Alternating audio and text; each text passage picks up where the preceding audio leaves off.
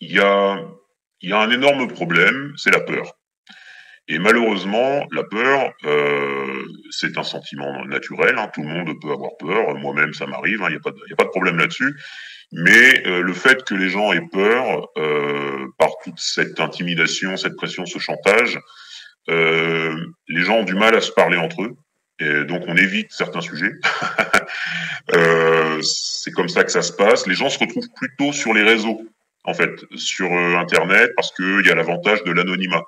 Donc les gens se retrouvent sur les réseaux, discutent, et puis parfois ils finissent par un petit peu se faire confiance, et puis ils apprennent que finalement, bah tiens, ah toi t'es pas si loin de moi que ça.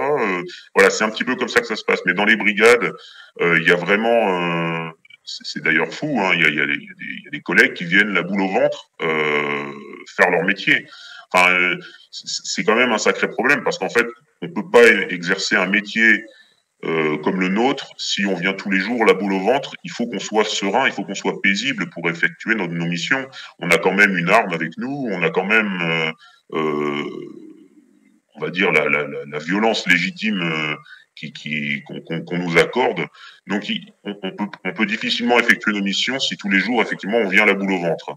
Mais je peux pas généraliser à tous les collègues. Hein. Il y a plusieurs profils au sein de la profession. Hein. Je vais pas. Il y a des gens qui sont très conscients. Il y a des gens qui sont conscients mais qui font un petit peu la politique de l'autruche, c'est-à-dire qui veulent pas trop voir, qui préfèrent faire comme si tout ça n'existait pas parce que ils ont peur des représailles.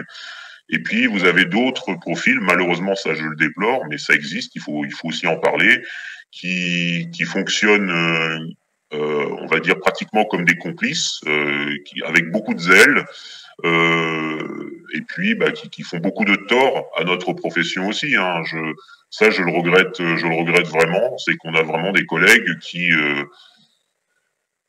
font ça avec beaucoup de sérieux et beaucoup d'application et puis c'est bien dommage parce que à côté de ça je le répète il y a une vraie délinquance, il y a une vraie criminalité qui elle mérite d'être punie et qui est très tranquille et qui opère très tranquillement, qui vole des voitures, qui cambriole des appartements, des maisons, qui agresse des retraités chez eux, qui violent, qui escroquent les citoyens. Et ces gens-là, euh, moi je l'ai vécu tout ça, je veux dire, donc opèrent je vais pas dire en toute impunité, mais ils ont des dossiers plus longs que mon bras, ils ont des condamnations, des dizaines de condamnations, sans jamais voir l'ombre d'un barreau de prison, parce qu'en France, la magie, c'est qu'on a tout un éventail de peines alternatives qui fait que avant qu'un délinquant aille en prison, il faut vraiment qu'il l'ait cherché.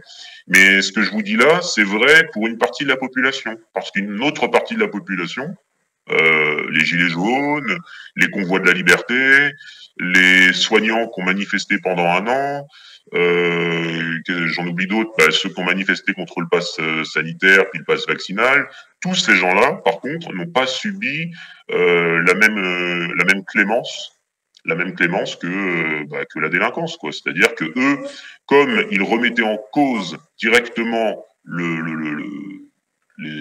comment dirais-je, les ordres illégitimes ou illégaux de nos gouvernants, ils étaient une menace pour le pouvoir. Donc, comme ils étaient une menace pour le pouvoir, eh bien, ils étaient un mauvais exemple pour les citoyens. Donc, eux, il y avait carte blanche pour les réprimer. D'ailleurs, je ne sais plus quel journal a sorti récemment des ordres qui avaient été donnés. Ils ont eu accès à des conversations à la préfecture de police de Paris où on entendait très clairement qu'il fallait défoncer, pardonnez-moi le langage, hein, mais qu'il fallait défoncer les gilets jaunes, quoi. Voilà. Donc c'était très clair que cette répression n'est pas là parce que les gens le méritent. Elle est là uniquement pour faire rentrer les gens chez eux et qu'ils ne reviennent pas. Donc je comprends hein, que mes collègues aient peur, mais il faut qu'ils se disent que dans l'avenir, notre profession, elle est menacée, quoi, hein, clairement. Et s'ils veulent continuer là-dedans, il va falloir à un moment donné aussi qu'ils prennent leur courage à deux mains. Je veux pas donner de leçons de morale. Je sais que c'est difficile. mais on peut faire de la résistance passive en n'allant pas verbaliser les gens. On peut faire de la résistance passive en se mettant en arrêt maladie si on n'en peut plus. Enfin, il y a des solutions où on rentre pas en conflit direct avec la hiérarchie, mais il existe des solutions.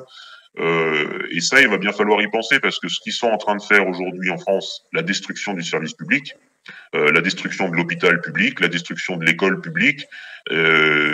Pourquoi? Parce que forcément, ils vendent tout ça au fur et à mesure à leurs copains du privé, qui financent leur campagne. Enfin, tout ça s'entremêle en fait, hein, tout ça s'entrecroise. Si on prend pas conscience de ça, c'est notre profession qui est menacée vraiment dans son ensemble. Donc il faut vraiment en prendre conscience, quoi.